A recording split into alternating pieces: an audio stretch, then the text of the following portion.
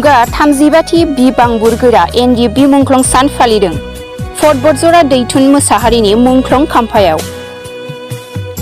क'क्राझार जिल्ला फट बतझरा महकुमानि सिङाव थानाय टिपकाय सागर फेनायाव दिनै सानजौफु समाव फट बतझरानि एक्स एनडिएफबिफोरा 14 सेप्तेम्बर 1989 आव गिबिसिन मुंख्लं जानाय बिबांबुर गोरानि मुंखौ गोसोखांनानै फालिनाय जायो। मख'नो गोनांदि बे फालिनायाव एक्स एनडिएफबिनि बेसर ब्रह्म बिथाङा गोबां रायजो राजाफोरनि नुजाथिनायाव खामानिखौ मोजाङै जाफुंसार होनो हायो। फट बतझरा टिपकाय हालामनि सागरफेना गामिनि मख'न मोसाहारिनि फिसाज्ला दैथुन मोसाहारिया एनडिएफबि आफादाव थांनानै बर' हारिनि नांनायाव 2006 मायथाइयाव मुंख्लं जायो आरो बेनिनो मुंख्लं खाम्फायावनो दिनै बिबांबुर गोराखौ गोसोखांना आरो गासै एनडिएफबि मुंख्लंफोरखौ मान होना मुंख्लं सान फालियो। लोगो लोगोनो फट बतझरानि बयनिख्रुइबो मस्ट सेनियर गिबिसिन एक्स एनडिएफबि जोंब्लाव बसुमतारिया मुंख्लं खाम्फायाव बिबार बावजेनो आरो फारियै एक्स एनडिएफबि आरो ओनसोलारि समाज सिबियारिफ्रा मुंख्लं खाम्फायाव बिबार बावो। गिबिसिन मस्ट सेनियर एक्स एनडिएफबि जोंब्लाव बसुमतारिया जोंनि खौरांगिरिनि सिगाङाव मा फोरमायखो फै जों मिन्थिना लानि। जोङो बेखौ थांनाय 1988 मायथाइनिफ्रायनो फालिबोबाय थादों, दिनैसिम फालिगोन आरो इयुनावबो फालिलांबाय थागोन, बेखौनो आं नोंथांमोननि सिगाङाव फोरमाय। आच्छा सार, दिनैसिम एनडिएफबिनि सासे गायसनगिरि रन्जन दैमारि सारा दिनैसिम जोबथेसालियाव दङ, बिनि सायाव मा बुंगोन सार? बिथांखौ रेहाय होनायनि खेथ्रआवहाय जोंनि इउनाइटेड फराम अफ एक्स एनडिएफबि मोनसे जोङो आफाद दानानै लादों। बे आफादनि दारै जोङो बिथांमोनखौ रेहाय होनाय,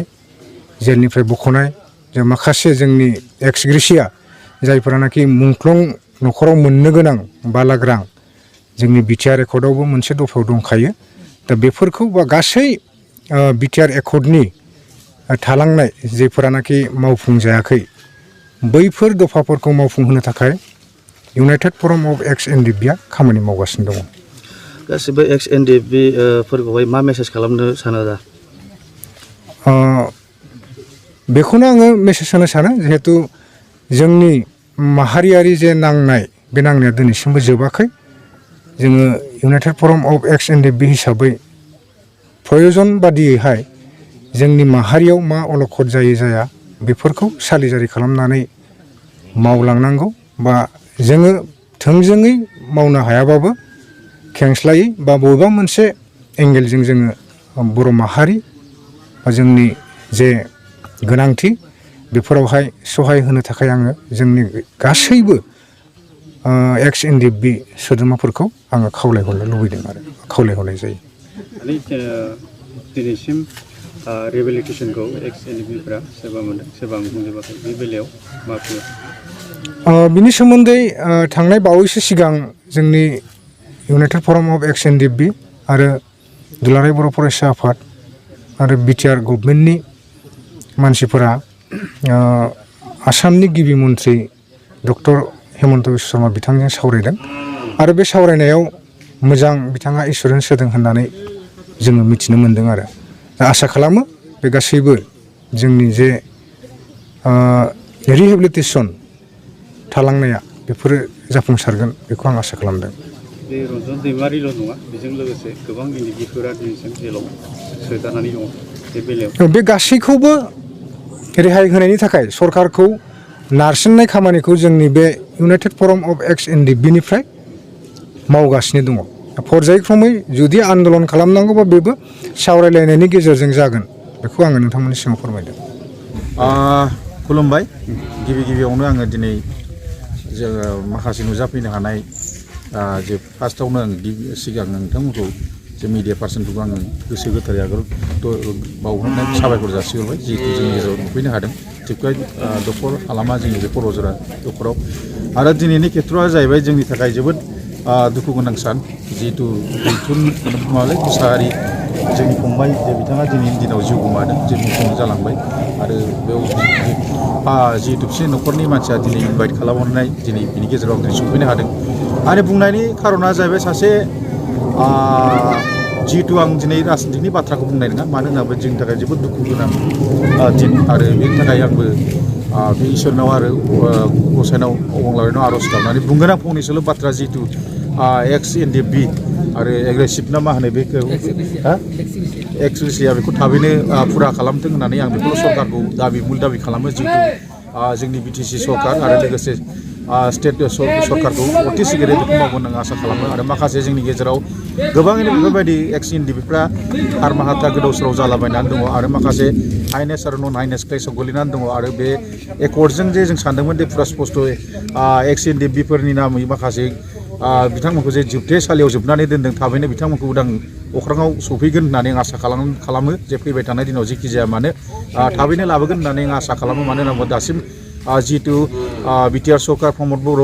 मानगोनां बिथां आरो लोगोसे बिजेपि सरकार जिहेतु बिथांमोना मोजां जों मोनथिनाय मथेबा आरोखि राजनितिक नेता हिसाबै आंखौ जथेस्थ' मोनथिगौ बिसोर गुड एलायन्सआव दङ जथेस्थ' प्रमद बिथाङा जुदि बेखौ नारसिनोबा थाबैनो रन्जन दैमारि बिथांखौ आदाखौबो थाबैनो गहोगोन होननानै आं बेखौनो आसा खालामो मानो होनना बुङोबा आरो लोगोसे गोबां समनिफ्राय नुनो मोनदों जेरै माखासे खेथ्रआव जोंनि आलफाफोरा जुदि 15-20 जन जुदि बम होनानै जुदि बेफोरबायदि मानसिया जोंनि हाइनेस केसाव माखासे गोलैनायफ्रा जुदि गदोंब्ला खिन्थु बे एकर्डजों स्पस्ट' गयोब्ला आं बेखौ आसा खालामगोन होननानै आसा खालामो दा गतिके आं मोनसेल' खावलायगोन जोंनि सरकारखौ बेखौनो थाबैनो बेबस्था लाथों मानो होनना बुङोबा आरो माखासे जोंनि एक्स एनडिएफबिफोरनि जिहेतु जेंगोनाफोरखौ थाबैनो सुफुंगोन होननानै आं आसा खालामो आरो फैबाय दानाय दानाव निस्सय जे बिथांमोना जाहाथे हालाय हाफाय जायालासिनो मानो होनना बुङोबा जिहेतु सरकारा दा जोंनाव इउपिपिएल सरकार दं आरो लोगोसे बिजेपि सरकार दं बिसोर एलायन्स दं दा मावनो गोसोबा जथेस्थ' हायो सुप्रिम कर्ट आरो हाइ कर्ट बिसोरो अलरेडि टटेलि बिसोरो जाहैबाय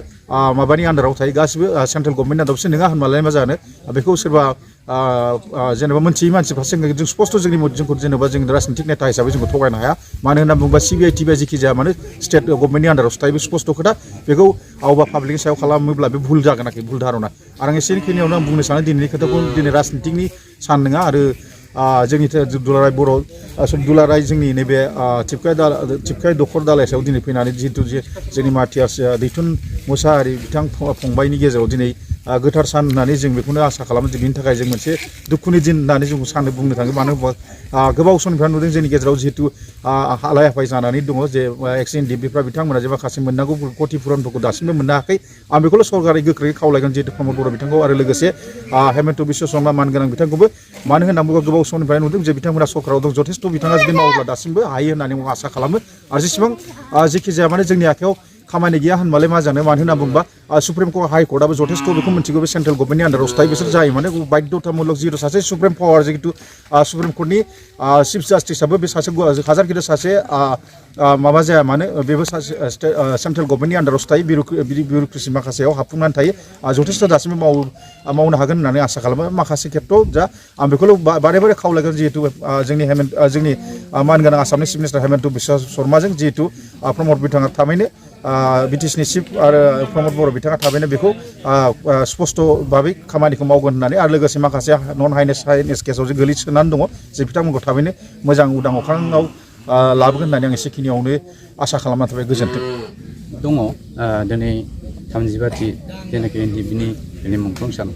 बे सानाव नुजाफैनो मोननानै आं जोबोद गोजोननाय मोन्दों बिथांमोनहा दिनै आंखौ आलासि हिसाबै बेहाय लेंहरनाय जादों आं बेखौनो बुंगोन आंना बुंनांगौ बाथ्राया बेनो आं मोनसे जिनिसखौल' सानबाय थायो एनडिएफबिफ्रा दिनैहाय बिटिआर सुक्ति खालामबाय बिटिआर सुक्ति खालामनायनि गेजेरजों दिनैहाय जोंनि गेजेराव मानो जेलाव थाबावखो बे बारे बारे मोनसे कुइसन फैबाय थायो आरोखि दा बेखौ आङो ओरैबायदिसो होननो सानबावदों जाहाथे एनडिएफबिफ्रा खौसेयै ज' जानानै बे बिथांमोनहा जायनाखि दिनैहाय बिसेसकै खोनानो मोनो जे भुटानाव बिसेसकै दं होननाय आरो जेलाव दंबावो बे बिथांमोनखौ हयथ' जोंनि एनडिएफबिफोरनि माखासे दैदेनगिरिफ्रा जोंनि दानि गभर्नमेन्ट आरो भारत सरकारजों जाहाथे रायलायनानै बे जिनिसखौ थाबैनो बख'नायनि बेबस्था खालामो आरो आं नैखौबो बुंबावनो सानदों बेखौ बिथांमोनहा सिंल' रायलायनानै जानाय नङा बेखौ रायजो राजानि सिङाव प्रकाश खालामनांगोन खारन प्रकाश खालामाबा जों सिङाव रायलायनाय मानायखौ जों जेबो मिथिनाय नङा होमबासो जों बिसास खालामगोन बिथांमोनहा जे बै बिदेशाव थानाय मानसिफोरखौ सेस्था खालामगासिनो दं बख'नो होननानै आं बेखौनो दिनै मेसेज होनो साननाया बेनो आं बेखौनो बुंनानै फोजोबनाय जाबाय।